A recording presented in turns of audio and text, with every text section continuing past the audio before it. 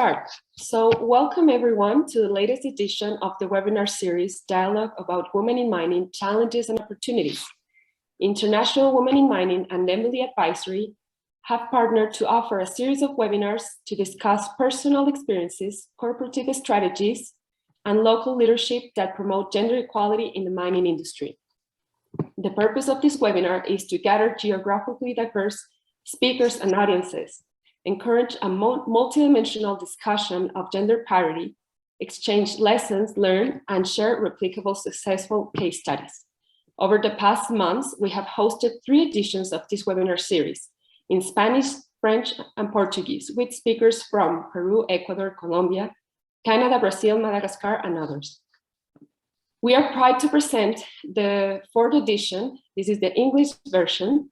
And this panel is composed by immensely talented and experienced professionals who will talk about mining in investment on gender relations in mining territories, inclusive development of local stakeholders management, leadership, and women in executive positions, and women's workforce in mining companies at site levels. So joining us today from Dar es Salaam, Tanzania is Mecktilder Mchomvu, who is the Chief Creative Officer at WOOW. So welcome, Mecktilder. We also have Raksha Naidoo. She's the Managing Director of Amis Group. She's based in Johannesburg, South Africa. So welcome, Raksha. We are pleased to be joined by Jon Samuel. He's Group Head of Responsible Business Partnerships at Anglo. He's connecting from London. Welcome, Jon. And last but not least is Kristen Mariuzza, who is the Vice President of Environment and Social Performance at Lundin Mining, joining us from Toronto today. I will now hand over to Barbara Dischinger. She's the Director of International Women in Mining for some introductory remarks. Hi, everyone. Welcome to good afternoon or good morning or good evening, wherever you are, and welcome to today's event. International Women in Mining, in like one sentence, is a leading not-for-profit global organization pursuing gender equality and promoting women's voices, access to opportunities, and leadership in mining. And we've been delighted to have partnered with Embellie Advisory. We've been delighted to have partnered with Embellie Advisory since January on this 4-part webinar series. And it was very exciting to work on one in Spanish in January, Portuguese in February, and French in March. Currently, this is our last webinar in the webinar series, and delighted to also have an additional IWiM director on the panel in Jon Samuel, who's also an IWiM board director.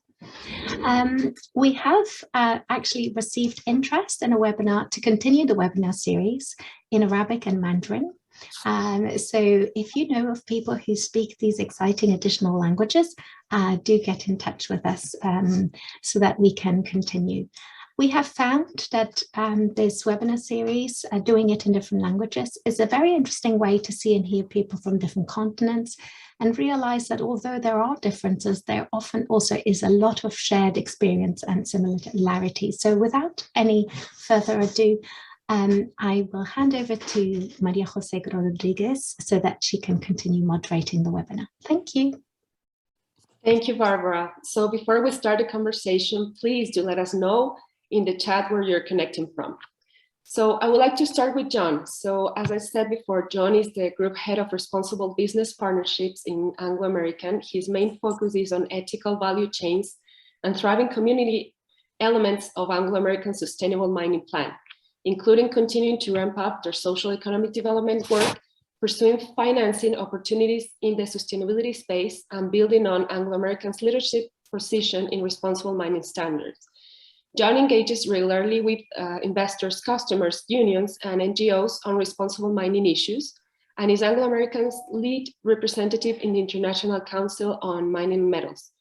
Jon is also a senior associate of the University of Cambridge Institute of Sustainability Leadership and a trustee of the Anglo-American Foundation and Serious Metals Foundation. He's the director of the Development Partner Institute, International Women in Mining, as Barbara said before, and the Initiative for Responsible Mining Assurance. So we know that Anglo American is the third leading mining company worldwide, with 56 sites located in 15 different countries. We also know that Anglo American has a strong sustainability approach that aligns with the SDGs through the implementation of their sustainable mining plan and other management tools. So Jon, could you please briefly explain about the Anglo American social way and its approach to SDG 5 and SDG 10 that refer to gender equality and reduce inequalities? How this management system for social performance implementation varies from different countries where the company operates, particularly in South Africa, where Anglo American has a significant and long-standing presence. So I'll hand it over to you, Jon. Thank you. Very nice to be here this afternoon. Yeah, so the social way is a system we've been implementing in Anglo American since 2009. So it's got long lineage in the company. We're currently on the third version of the social way, so we update it every few years, and we apply it at all our operations everywhere. So it's actually a pretty consistent approach. It's rooted in good practice around a range of areas, including stakeholder engagement, but I think most notably for this conversation around the UN Guiding Principles on Business and Human Rights, and all that that means for engagement with consideration of and protection for vulnerable groups. And of course, in the mining context, women are sadly very often vulnerable groups, both in communities and indeed in the workforce. So it's got a set of mandatory requirements. As I say, all of our operational assets have to implement it, as do our projects in construction. And we assure against that every year at all of our operations as well. So there's visibility right up to our board sustainability committee. In terms of how we're supporting and trying to work towards gender equality. So firstly, as I say, it's about inclusive stakeholder engagement, and that is a requirement. Clearly in some societies, there's an attempt to direct stakeholder engagement from companies towards particular groups in the communities, normally men, normally older, etc. But we absolutely mandate that it has to be fully inclusive of all those communities, so women, people with disabilities, minority groups, for example. So that's a requirement. As you would expect, if we're following UN Guiding Principles, we have complaints and grievance procedures, following the good practice there. So looking at things like remedy and redress within that process, and trying to make sure that they're fair procedures and that people can submit independently, via third parties or anonymously if they would like, and those all get followed up. And then we also have an anonymous whistleblowing service, which is run for us by a third party, which any Anglo-American stakeholder can use as well. And we require human rights impact assessments at our sites. Normally, not a full human rights impact assessment as you might do for a new project, but an ongoing human rights and health risk assessment. And again, that health assessment may take particular gender lenses on issues. There are obviously issues that impact different genders differently. And then you also asked about the developmental side of things and trying to ensure socioeconomic development in host communities. And again, so both the social way sets requirements for operations to have integrated socioeconomic development strategies, but then we also have, on top of that, we have our sustainable mining plan, which we launched in 2018. And that has 9 stretch goals across the 3 ESG pillars, and focusing on social. We call those goals the Thriving Communities goals, and we have goals to support and create 5 jobs off-site for every job on-site in our operations in our host regions. We have goals around supporting host communities to reach the SDG targets for community health, and we have targets for education as well. We want the schools in our host communities to be in the top 20% of the schools in our country of operation by 2030. And all of those programs, they're big programmatic interventions run over many years. All of them have targets up to 2030, which we track and report. Some of those are in our executive incentives. Some of them are part of broader commitments we've made to the external world. And all of those have a gender lens. So we do a review to make sure that all of those interventions both are designed to support equitable participation by everybody, and also that we are actually delivering that. So, for example, our enterprise supplier development programs, it's about 40–45% female entrepreneurs that we're supporting at the moment. So we're not quite at parity, but we're not far off. And then similarly with education, we'll look to ensure that, for example, that the girls in the schools are doing as well as the boys, and we'll also look to see if there's particular bits of infrastructure. So in South Africa, one of the things we've had to do, for example, is support improved ablution facilities, because there was nowhere safe and private for girls to attend to their ablutions, and obviously that becomes particular problems as girls get older. So yeah, so it's a whole range of interventions, and we're always testing for gender sensitivity. We do have gender specialists within the company we get in to come and check what we're doing to make sure that we're appropriately sensitive. Yeah, and hopefully that leads to a much more balanced approach than perhaps we've seen in the past. Okay, that's very interesting, Jon. What about implementing the program in different countries? Like, do you have some kind of priorities to focus on according to the jurisdiction that you're working on? So our standards and targets are actually pretty consistent across the group, and it literally is everything from Australia to Zimbabwe. So we've got a real A to Z of countries and very different contexts, and then obviously very big in Latin America as well. But clearly how we implement in that context does vary. So we always start with proper stakeholder engagement, baseline reviews, trying to understand what the particular issues are. So they will be very different in South Africa and Zimbabwe to what they will be, for example, in Australia, where actually we might be more focused on encouraging more girls to go into STEM subjects, for example, because we know that girls get lots of social pressure not to do that.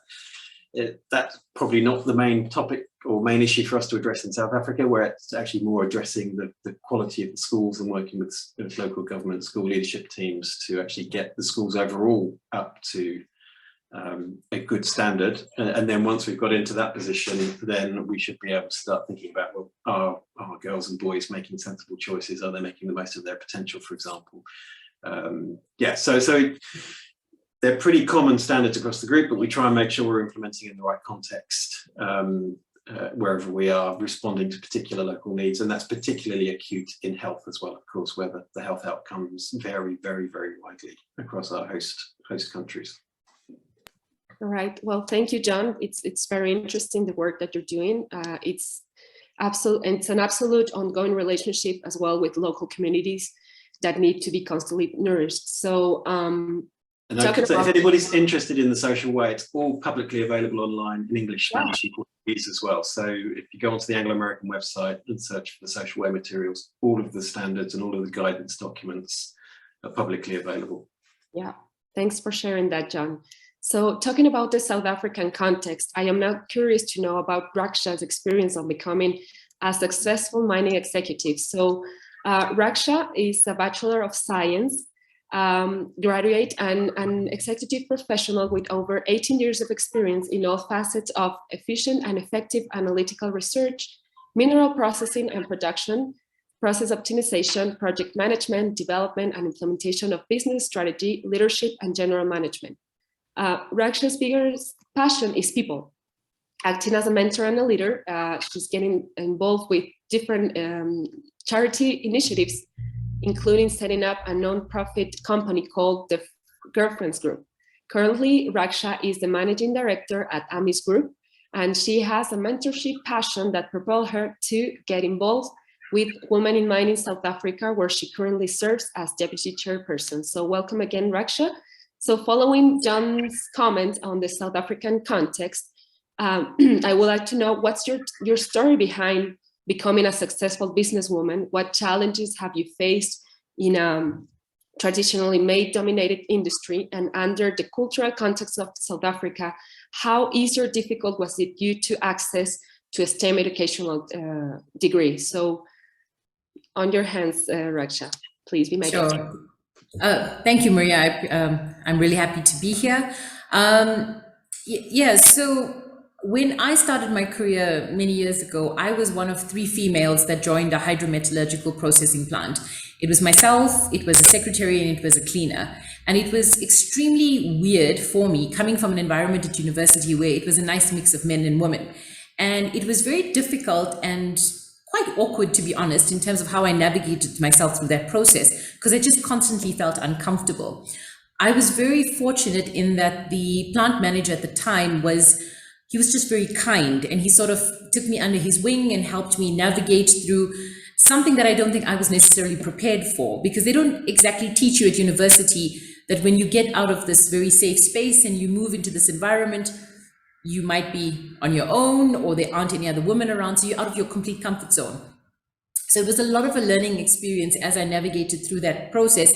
And the more I worked on the plant, the more I became exposed to the differences in not just gender challenges, but also the cultural challenges, as a lot of the guys on the plant were not Indian, firstly. So it was exposure into very different cultural norms and understandings in terms of how I needed to speak to people, and the manner in which the conversations go from a cultural respect and a man and woman communication, because African cultures have very specific traditional means of communication versus how it is with others. So a lot of it kind of worked for me, as in I kind of learned as I went.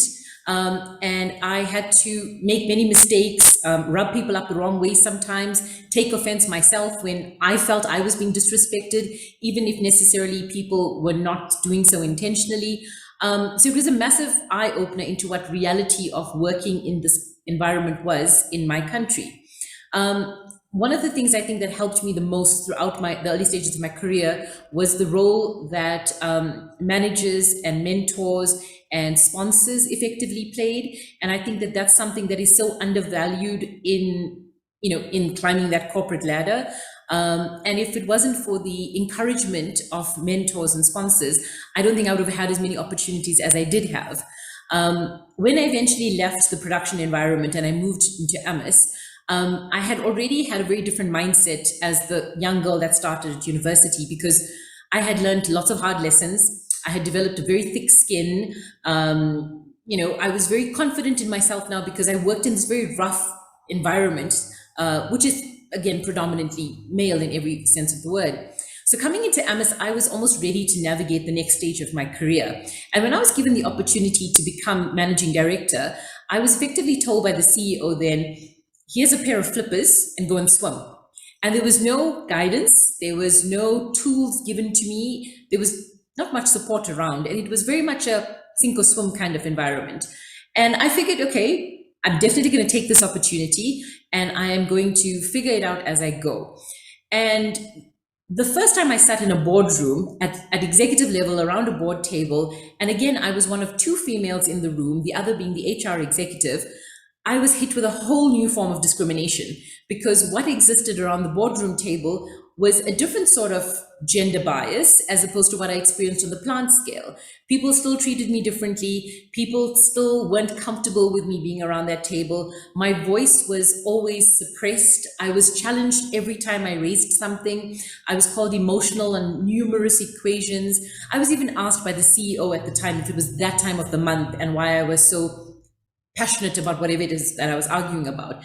And initially it took me aback. To be honest, I never knew how to actually handle it many times. I remember crying in the bathroom, taking a walk around the building, trying to figure out, okay, how do I pull myself together? But I learned by myself in the beginning. I learned that I needed to dig deep into myself to try and find my sense of strength.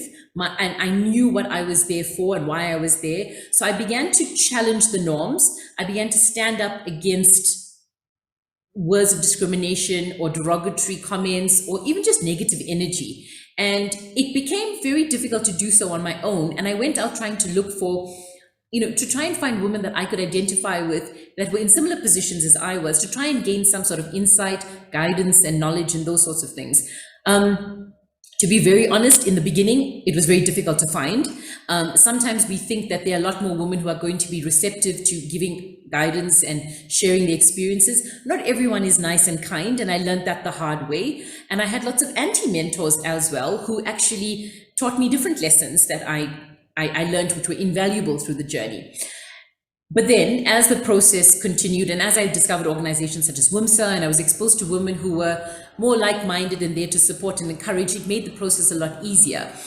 Again, the biggest role came from having mentors and sponsors within my organization that were then able to, guide me through processes, allow me the opportunity to be myself, and allowed me to lead as an authentically unique female. Because we do have different leadership styles, we do things in a different way, but I think it brings a very different perspective to sometimes how men probably look at or interpret different things. So I think the biggest story, I think, or the biggest takeaway I always take is I've always had to work harder than most people. I've always had to put more into everything that I did, because I always felt as if I was, needing to prove a lot more through the process. And I think one of the challenges that experiences in South Africa, and I would assume most of the world, is that we're not necessarily prepared for what the realities are when we leave university or the safety of our schools or our homes or whatever it is, into what the big, bad, ugly world really is like. Nobody prepares you of how you need to handle certain conversations. Nobody prepares you adequately in terms of, this is how people are going to treat you. They're going to treat you differently because of your gender, of your age, of your racial standing, whatever it might be. In my career, I've had Indian men who refuse to take instructions from me because I'm an Indian woman, and because of those sorts of cultural challenges, resigned from their jobs and moved on. I've had white males that I've encountered who have said, what do you know about business? Because you're just an Indian scientist, so you shouldn't know much.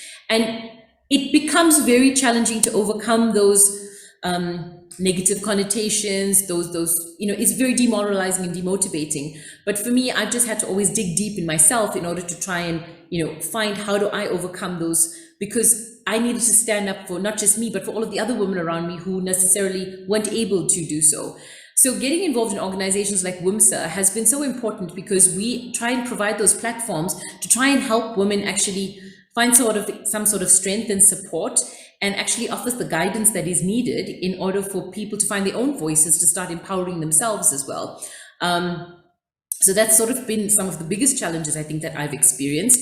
I've been rambling on, so I might have forgotten your other question, so forgive me. But the biggest challenges, definitely from a cultural perspective in South Africa, come from the fact that we've got different skin colors, we've got different genders, and we've got different opinions. And I think that people sometimes need to start embracing it, because the world is not necessarily ready for a female perspective. I think that a lot of people try very hard, and it's wonderful to hear, as Jon has described, what Anglo-American is doing. But I think a lot more companies and organizations need to do and take actual steps forward. I think a big challenge from a STEM perspective in South Africa is exactly what Jon said, that our education system is not really geared for it. And I think that the level of education at high school level doesn't adequately prepare graduates from school going into university to be ready for the challenges that come with STEM, let alone people actually understanding what STEM is all about. I think, I was very fortunate in the sense that we had a lot more exposure when I was at school to like really good science teachers, really good mathematics teachers. So we got more of an experience into it, but a lot of our schooling system here is not ready for those sorts of things. And kids sometimes get this first dose of reality when they sit in a laboratory, and then it's like a complete reality check in terms of what's actually going on. And then further to that, the graduates coming out of university into the industry are also not necessarily prepared for it, because sometimes what the universities are currently teaching them is too superficial or too base level. So coming into a normal working environment, they're then again hit with further complexities because of what reality offers in terms of how things have to work, how you've got to be a self-starter, the complexity around the fact that what you do in a laboratory space or on a plant or whatever it is has an actual monetary impact down the line that affects the business and impacts it as a whole. So I think there's a lot more awareness that is required. There's a lot more education that is required. And, there are lots of different organizations, WOOW included, that are trying to bridge some of these gaps, trying to shed more light in terms of what some of these gaps are. WOOW, one of our projects at the moment is we're trying to embark on a career booklet. And this career booklet is focused specifically on women in mining, on STEM education, and trying to give people an insight in terms of these are the different STEM careers that you can have. This is what you would require in order to get yourself ready for it at school level, at university level, and give people an insight into the day in the life of. Because I think without the information, we aren't able to make the right type of decisions in order to move forward and navigate careers. I don't know if I've answered everything, Maria. Yeah, pretty much. Thank you so much, Raksha. That was a really interesting input on your side. You have definitely went through many challenges building your career, but it's a good example for young generations as well. So thank you for that. Now we're going to move forward to a different jurisdiction and experience. We're going to Canada with Kristen Mariuzza, who is the Vice President on Environment and Social Performance at Lundin Mining. So Kristen holds a Bachelor of Science degree in Environmental Management from the Michigan Technological University and is a licensed professional engineer. Kristen has worked as an environmental consultant as well as the Department of Environmental Quality as a senior environmental engineer, where she was a key stakeholder in the development of new mining legislation for the state of Michigan. Kristen was managing director of the Eagle Mine operation, where she has worked since 2010, and she joined the Lundin Mining Group in July 2013 with the acquisition of Eagle Mine from Rio Tinto.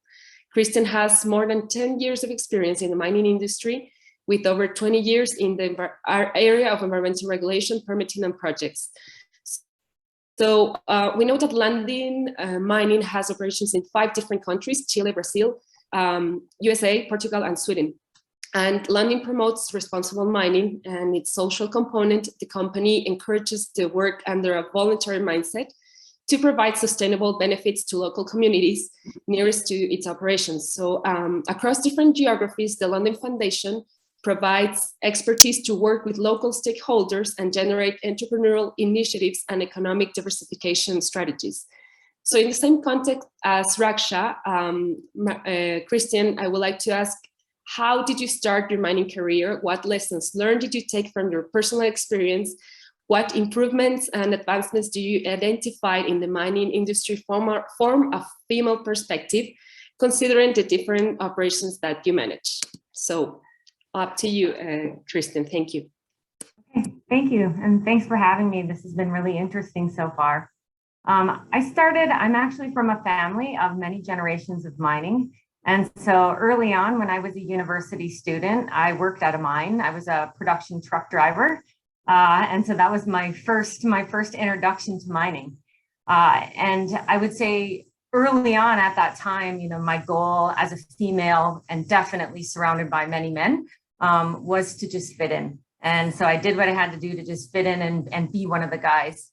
After that, I graduated from university, and just like you read it in my bio, is I worked for the state government. I was a senior environmental engineer, mostly working in water resources, but during that time, then I also got involved in writing new mining legislation for the state of Michigan because of a mine coming in.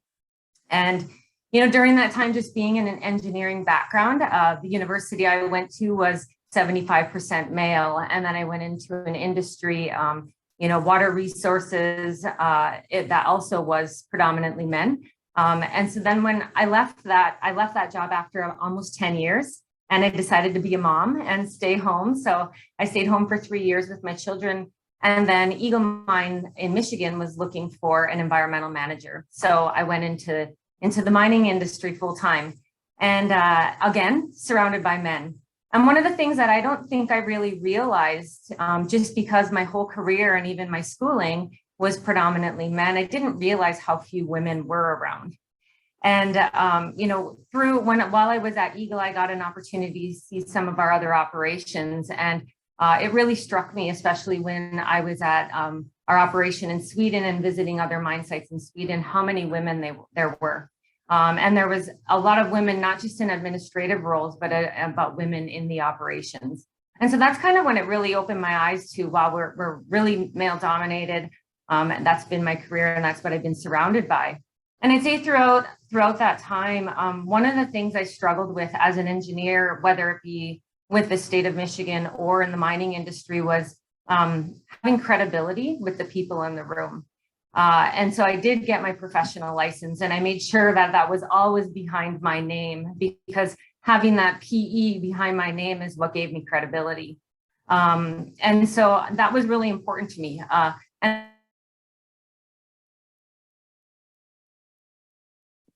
I think we lost Kristen for a little bit. In the meantime, We'll just wait. But not being too forceful. Did you lose me? We lost you for a second. Could you please go back for like 30 seconds? Okay, I don't know where I was, but I'll start with going back to what Raksha was saying, is that you really do have to try to figure out how you walk that fine line of using your voice, but not being too forceful so that you don't sound too aggressive. I'm also a very inclusive person, and I like to collaborate, which can, especially with women, come off as being really indecisive. And so I think, and I think women do that to each other, and men do that to women. I think it's just unconscious. That's something that we do. Over the years, I've struggled with that a little bit in my own confidence in being heard, and walking that line of how should I act in this environment so that my voice is heard. I would say that what I started to realize over the years is that my voice matters, and it's unique, and people need to hear it. And I think that's really important for us. I work with a coach, a leadership coach, and one of the things he always has said to me is, Kristen, you don't serve anyone by playing small. And I think that's really important for us all to remember, is that when we're sitting on a leadership team, or when we're sitting in the room and we use our voice, adding to that conversation that represents the broader organization. So I think that's one of the biggest things that I've learned, and I still have to pay attention to, because I can still struggle with my confidence at times. So what have I seen over the years I've been in the industry that have changed in mining? I think we're doing some good things where we're seeing small changes where companies are starting to put targets into place. We're starting to put standards into place. We're starting to look at our PPE and say we need gloves, or we need uniforms, or we need all of that. I'm sorry, I need to drink. So I think that we're seeing a lot there. But at the same time, I think there's more to be done. Oftentimes, I think that we're doing some of this, or that companies are doing this because we're expected to, and it's required. And I think where we need to get to is that people really honestly do see the value in diversity in the room. Having those extra voices, having that broader perspective and the different lenses at the table, I think really matter. So we're starting to see small changes. We're starting to see those shifts, but at the same time, and I think because we're starting to see those small shifts, slowly we'll bring more and more women into the industry. But and through that, I think the dialogue will continue, and I think that momentum will start to shift to more and more women being part of the conversation. And I guess I wanted to share just a few of the things that our operations are doing in terms of improving, I guess, and finding more women for the industry. One of the things is that we have a lot of women in administrative roles, and we really struggle with getting women in operations roles. And so, our operation at Candelaria in Chile, they just trained 40 women in the local community for production truck driving, and they'll hold certificates to drive trucks. We have our operation in Sweden, and our operation in the United States is hiring summer students, and they're bringing young girls into the operation as operators. So giving them that experience on the floor instead of just in administrative roles. And so I think that as well is making a difference. I like what Raksha said, and I think, Jon, you also talked about it, was getting into the schools and teaching girls at a young age about what we're doing. And I think that's important as well. So, I kind of went all over the place trying to answer your questions, but, I think that as women, we do have a voice, and we do need to reach out to other women. We need to draw them in. And I guess the other thing I wanted to say that I didn't have early on was I didn't have a lot of female leadership. All of the managers I work for have been men.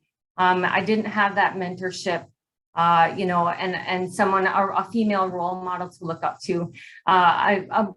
Raksha said this as well. I learned some things that I will never do from the leaders that I had, and I learned a lot of good things at the same time. But yeah, I think we're moving in the right direction, and I think having conversations like this makes a big difference. Absolutely. Thank you, Kristen, for your contribution. You're certainly building an interesting career and building strategies that encourage this diversity on the different operations that you manage. So thanks for that. Now we're moving back to Africa. We're going to Tanzania with Mecktilder Mchomvu, who is the graduate of from the University of Dar es Salaam and holds a degree of Bachelor of Commerce and Accounting. She has worked in the Tanzania Women Miners Association, TAWOMA, as Project Delivery Manager and Deputy Secretary General. Currently, Mecktilder is the Chief Creative Officer of WOOW Jewels, a pro-woman local prosperous business that she will further explain about. So thank you, Mecktilder, for having us today. Just wanted to provide a little bit of context on Tanzania.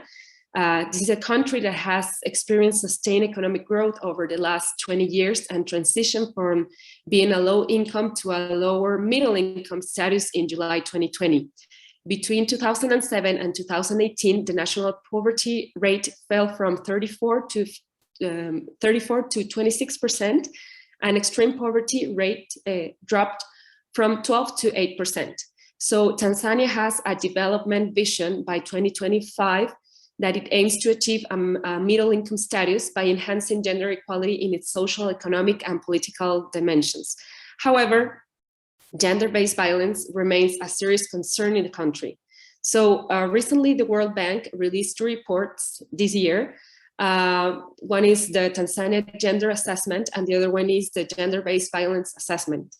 Both reports conclude that despite policymakers' efforts and national plans of action, there is lack of funding for implementation of some traditional laws need to be reformed urgently, such as the Law of Marriage Act. These studies also explain the 2 key drivers of high rates of gender-based violence, which is social norms that include early marriage and childbirth, lack of economic independence, and education of women. And the second one is low level of women's agency and decision-making power, low earning, age gaps difference between husbands and wives, and being in a polygamous relationship. So under this context, Mecktilder, could you please explain what WOOW Jewels is doing and how it aims to address gender-based violence and empower local women miners in your country? Okay. Good evening, everyone. Good evening from East Africa. Thank you, Maria. Thank you very much. And thank you for this webinar. Well, indeed, Tanzania has transitioned in the past 20 years in so many ways. However, gender-based violence is still an issue. As you have said, at national level, there are great laws, great policies, great frameworks that have been put in place. But all these have been put in place to bridge the gap of inequality and to treat women and men rightly and to curb the issue of gender-based violence. However, all these laws and all these policies and all these frameworks have been interpreted with the eye and been enforced with the mind in social norms. So we take the social norms, what is on the ground, what has been known, to interpret the perfect laws that have been put in place. So, for instance, the law can be, okay, there has to be equality when men and women come to in mining business. And there are no biased laws when both genders come to mining industry. However, when you go on the ground, you meet a lot of challenges. I joined mining industry when I was 21. That is 9 years ago. But it's funny because the same issues that I was facing back then, they're the same issues women are facing on the ground. Because in some areas, it's taboo for women to go into their mines, even if they own the mines. So you're not supposed to go inside your mine and you own the mine. And if you refuse to go, you go against them and you go in the mines, everyone jams, everyone, even the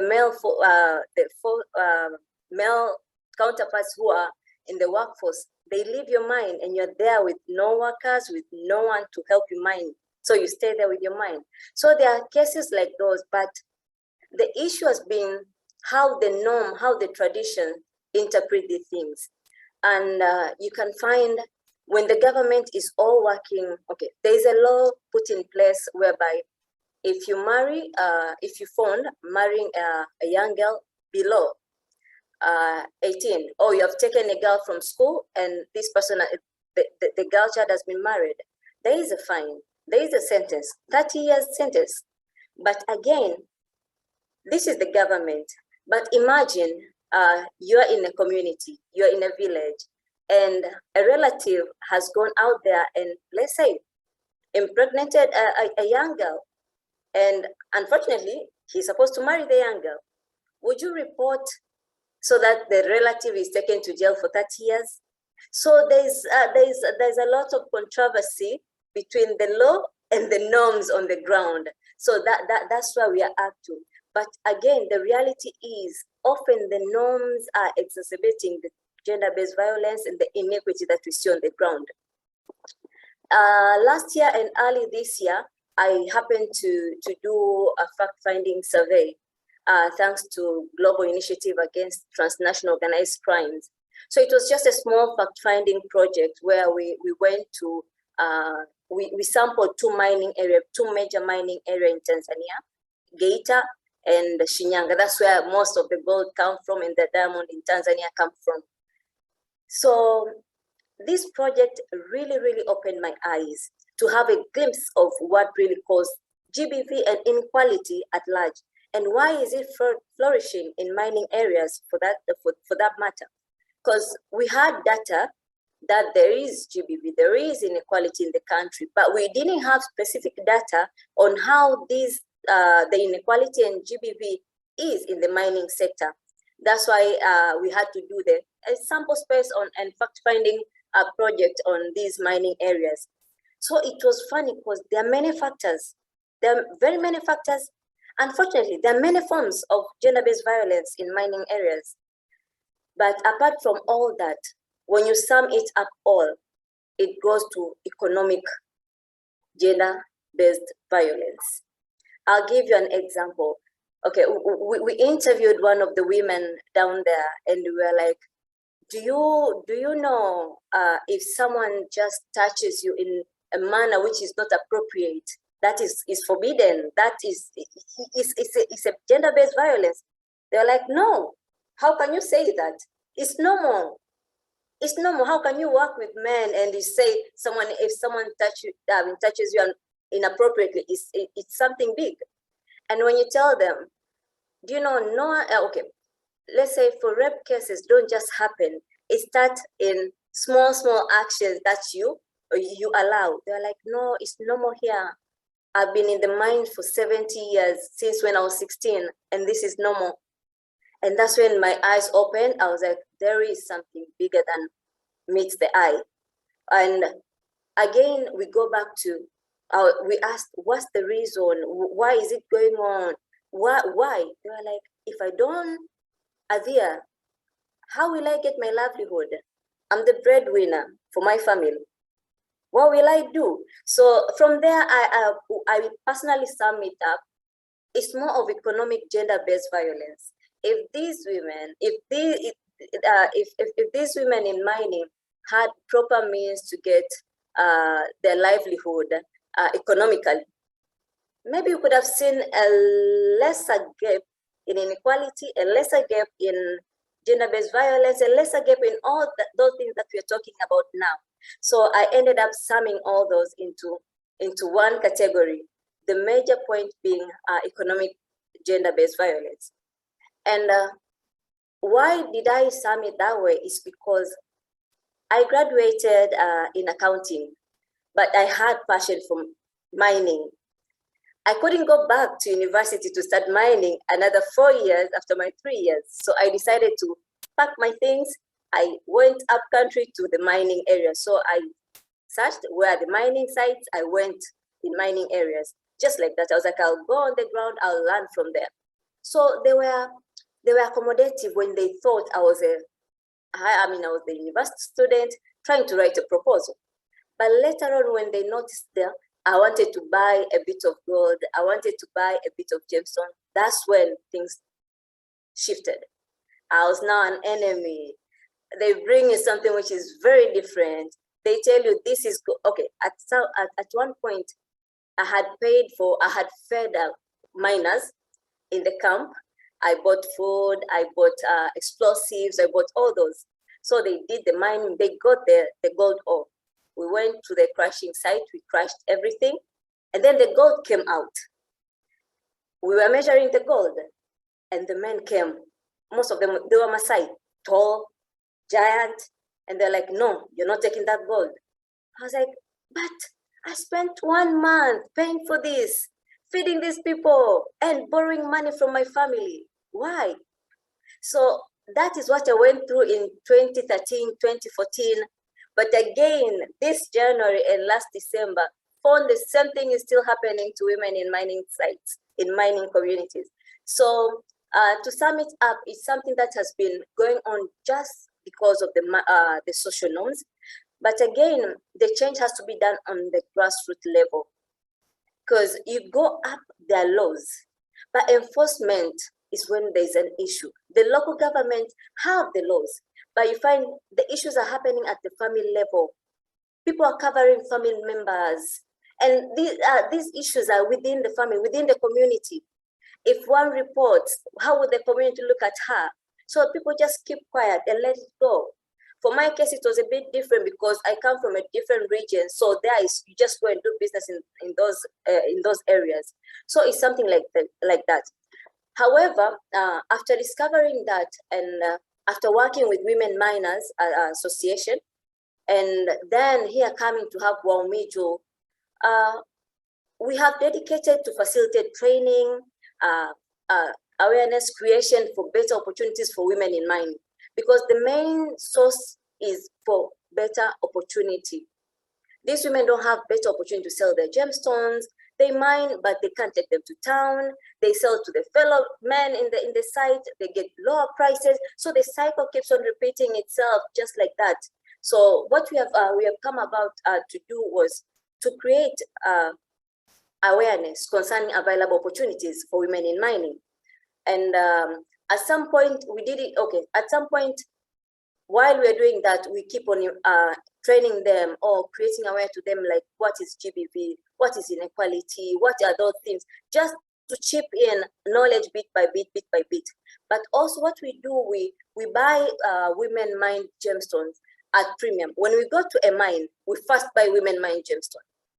The men will remain back there. We buy their gemstones first. We know, okay, we have exhausted what we want to buy. Then we go to men as surplus. That is to a bit of encouraging them, because I was there once. 9 years ago, I was there. I faced the same thing. I remember buying gemstone at a very high price from the miners, and then come to town, they're like, this is nonsense. You wasted your money. So having passed through that, you try to give more grace to them and help them to push forward. Again, as you create awareness and all that. But again, when we buy this gemstone, we ensure that their labor of love is never forgotten. And this is just to encourage them more and more. If the stone has been bought from Amina, that stone will be faceted, let's say, by Emmanuel. And that stone will be put into an engagement ring, and the engagement ring is bought by Kelvin. Kelvin will get to know where the gemstone came from and the story. In the north, this is Amina. Amina mined your tourmaline, and this tourmaline was faceted by Emmanuel. And Emmanuel Juliet has designed this, and now you're having it. We are trying to preserve that. At the end of the day, it's just to encourage these women, because some don't even know where the gemstones go, the gold go. They're just there in the middle of the equation. So that's what we have been doing. But also we have been supporting, or we have been creating groups of women in mineral value addition. And we have opened an association. Okay, it's an NGO called Tanzania Women in Mining, in Mineral Value Addition. This is specifically for mineral value, mineral value chain at large. But there, what we have put our focus into is to finding reliable international markets. Because remember, the challenge was economic gender-based violence. Some sleep with men, minors, because they don't have financial muscles, because they need their gemstones to be bought at a good price. So they do a supplement to get that. So if we find a way of creating an environment that will foster that, we'll be solving the problem in bits. So we have been having the NGO, whereby we have a group of women, and what we are focusing right now is to find reliable international markets where they can sell their gemstone. And currently, we are facilitating and looking forward for both sponsorship, whereby 2 represented from the groups. Okay, we have several groups. So in one group, we are looking forward to get both sponsorship for 2 members to go and take their gemstone that have been facilitated here, not raw, and take them to London, Pure London. It was Pure London in July and Vicenzoro in September. So we are still on that process of finding where will we get the booth sponsorship, where will we do, okay, how are we going to get their plane tickets, the visas and all that, just to expose them, to take them out there and open their eyes. You don't have to go through this to be financial, to get financial muscles or to be able to sustain yourself. You can do much better. So that's what we have been doing so far. And this is with one aim, to create awareness and to reduce the magnitude of inequality in mining areas, because I pass through the same, but again, to minimize economic gender-based violence in mining sector and at large. That's what we have been doing. I think I've answered that. Yes, absolutely. You're doing a terrific job, and I think it's very interesting. We'll go through the process of your project in the second round of questions as well. We're running out of time, so I wanted to continue back to Jon. Thank you, Mecktilder, again. So going back to South Africa, we know that in November 2018, the president called gender-based violence a national crisis and issued a call to all South Africans to eradicate violence against women and vulnerable groups in the country. Recently as well, the president called GBB the second pandemic after COVID-19. So, Jon, in relationship to GBB reality in South Africa, can you please explain how Anglo American is contributing as a business to address these social issues, and particularly what is living with dignity about? Okay, yeah, so we, I mean, we first became aware of this in a sort of evidence-based way, when there was some NGO research done at some of the mining operations in South Africa, and particularly at Rustenburg, and it wasn't one of our sites, but the findings were pretty horrific, and we couldn't see a reason why, if it was happening at a neighbouring site, it wasn't happening at ours. And then we also did some staff surveys, and we did find certainly female employees did not have a sense of safety in all our workplaces. So that kicked off a sort of a very broad spectrum of work. So it's included, and I'll be very brief and can follow up with questions, but it's included firstly policies. You know, we've got to updated our gender bullying and harassment policies to make it clear what's acceptable, what's not acceptable. There's been training for leaders, and there's been awareness around the company to try and help people understand what the rules are. And then also we've put in place a lot of resources. So under Living with Dignity, for example, we do have the ability to support people who are the victims of domestic violence, for example. In South Africa, we've created a Living with Dignity hub, which has an ombudsman. And that's an independent place where anybody with a complaint around any sort of sexual gender-based harassment can go and raise that concern outside the normal line management channels, which many people don't feel safe to use for obvious reasons.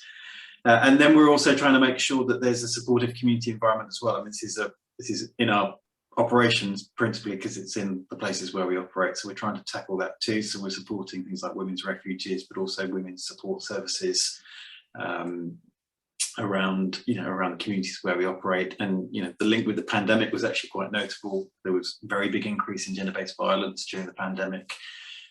So we've upped efforts there.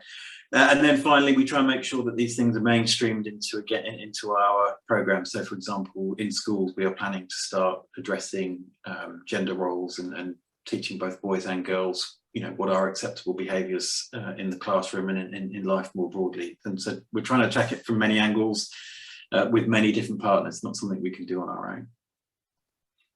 That's very interesting, Jon. Thanks for that. Talking about the South African context again, I would like to go with Raksha again.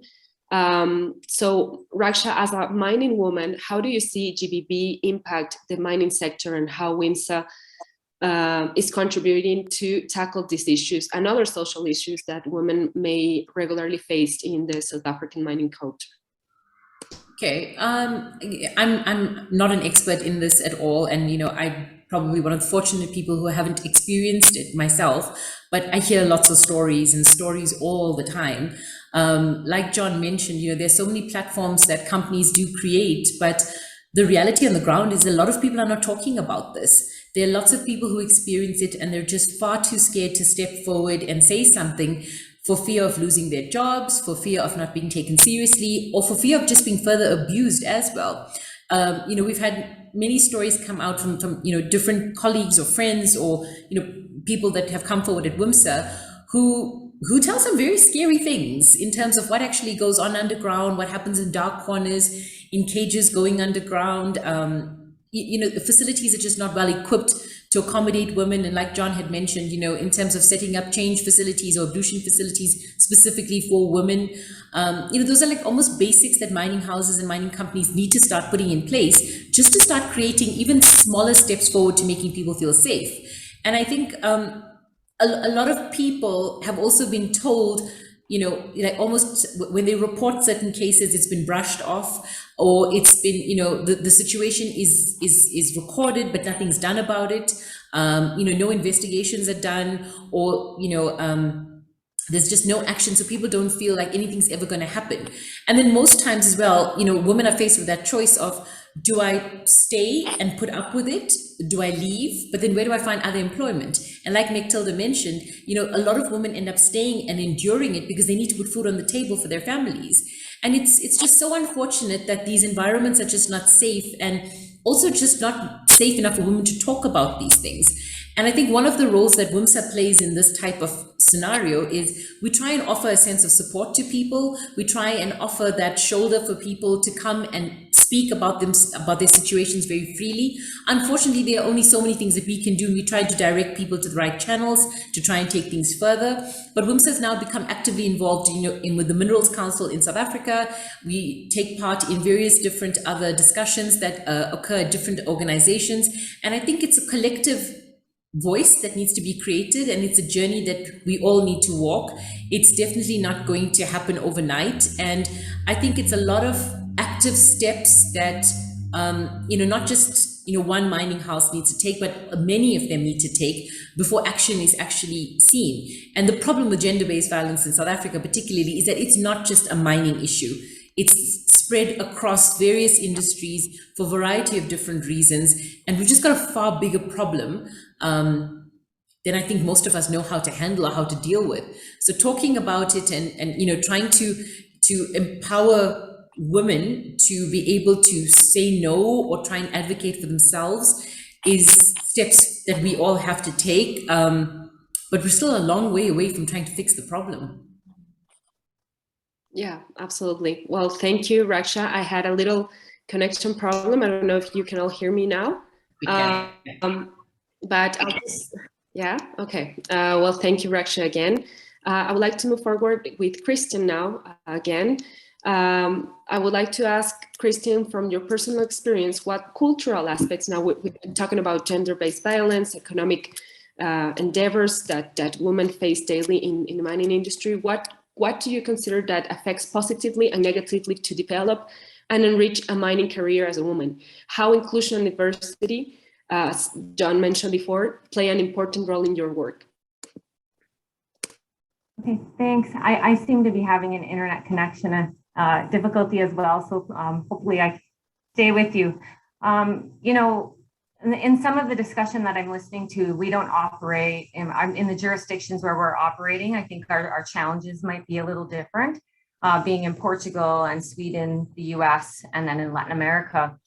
But I think that one of the things we all recognize is that having women or just diversity in general in the industry is important. We see business performance is better. We see that financials are better and overall the business is better. So we know that we need to do it. And as I said earlier, we are making those small changes and working toward that. But one of the cultural things that I've noticed is that we're all starting from a different place. And, you know, John, you said it, like the standards are very similar or the same at all of your operations, yet at the same time, you know, we are starting from a different place, and the targets that we set and the opportunities that we offer are different. So for women moving in to our operations in the United States might be very different than for women in Chile. You know, I think that when you ask, how is it an enriching experience for women in any culture, we're paving the way. You know, there's been women in front of us that have paved the way, thank goodness. And we're still doing that. And, you know, we're trying to change deep cultural perspectives.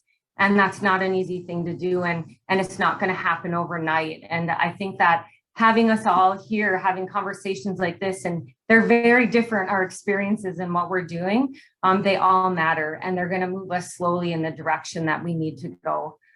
You know, and the other question you asked is how do diversity and inclusion play a part in for me, every day it's part of my job. Just because I am a woman in the mining industry, and there's women I want to pave the way for, you know, and I think the role that I can play in this space is be an advocate for the younger women professionals. You know, as Barbara said earlier, working as a mentor in the global mentoring program through the International Women in Mining. I'm always looking for opportunities and trying to advocate for women, helping them find their own voice, helping them find their confidence, and to see themselves at the table. And to go back to what I said earlier, is not play small. We're not serving anybody when we play small. And so I think that I try to take that with me every day, and we'll continue on this journey and help make this change. Okay, thank you, Kristen, for that. I really appreciate your comment on this. Finally, just I wanted to ask Mecktilder to please briefly tell us, how do you envision WOOW Meet Jules in 10 years from now? And do you see it as a replicable model for other regions in Tanzania or even other countries? And how do you motivate younger generations through your project?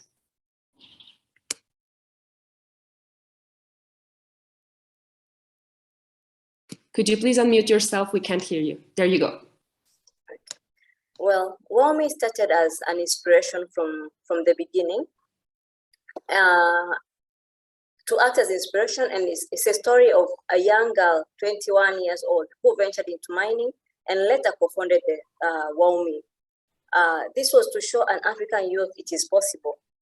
One can venture into mining and go out there and do what she dreams or what he dreams. So 10 years from now, WOOW Meet will be an household name for ethical and traceable gemstone and luxury jewel, first up in Africa, with stories of love and sweat clearly showcased out there, not hiding anything. But again, with fully equipped state-of-art lapidary and jewel making center dedicated to youth. This is part of our strategy as WOOW Meet for the next 10 years, because when I started, no one held hand. No one said, young lady, don't go this side, don't go that way, you'll fall down there and all that. But now with WOOW Meet, we can do that. We have started doing it with one young boy when he was 16. He dropped out of school and he was 16. We carried him. Now he's 18 and he has just gotten his GIA qualification and he's our international lapidarist. We have another young girl, 22, dropped out of university when things were tough and we trained her. Now she's our CAD designer. So if we manage to do just a sample space to 2 people in a span of 2 years, It's possible for 100 young ladies. It's possible for 100 young men out there in the country and in Africa at large. So we have a strategy of having fully equipped where youth can have all the information, full information on what they can do and what they are, which road they can take in the mining sector. But also, among the strategies that we have and we have been implementing in the past 2 years is having expedition trips at least once per year to international gem and jewelry exhibition for local women and women in mineral value chain. Okay, last year we did once, previous year we did once, and with one lady. And we see the changes even in their business back when they come back home. Now we are working on having 3 expeditions per year and boosting that. If we could do something for one young lady out there, we can do for 1,000 of them. It will not take 1 day, 2 days to see the change we want to see. It might take 2, 3, 4 years, but 10 years down the road, we'll see the change we want to see in the society. So far, that's what we've been doing. And so far, it's sustainable and it can be replicated elsewhere. Because again, it's one thing to have women in mining, but if we don't collaborate women and youth, we won't have the next generation. We won't have shared knowledge, or we don't have generation that know what to do. So we believe we have been doing that. We keep on doing that, and we are looking forward to have minds, great minds that will help us do accomplish that. But it's replicable. It's replicable out there. All right. Thank you, Mecktilder, for your contribution, and we wish you the best of luck for this interesting endeavor. Unfortunately, we ran out of time. However, I highly appreciate all your contributions to this positive conversation. As concluding remarks, I can say that there are voluntary and effective corporate strategies that enhance gender equality and tackle GBB beyond compliance requirements, building a successful executive career in a culturally challenging environment is feasible, and hopefully it generates a positive snowball effect on younger women. That grassroots initiatives for gender equality and female prosperity are tremendously positive when effectively identifying and addressing deep-rooted social issues. And finally, that gender equality in the mining sector is an ongoing challenge that certainly keeps us all busy, but the current efforts will absolutely offer a brighter path for future generations. I wanted to ask Barbara if she wanted to make some final remarks, but I think that she is not connected. I don't know. Barbara, are you somewhere as an attendee? Otherwise, I don't know if you as panelists and speakers, do you have any last final comment to end this conversation? Otherwise, we'll just finish the call now. No, all good. Well, thank you again, Ron, Raksha, Kristen, and Mecktilder for joining us today and for sharing your stories. It was a pleasure having a call today with people from South Africa. We're having people from Argentina, from the States, from everywhere. So thank you and stay tuned for our conversation.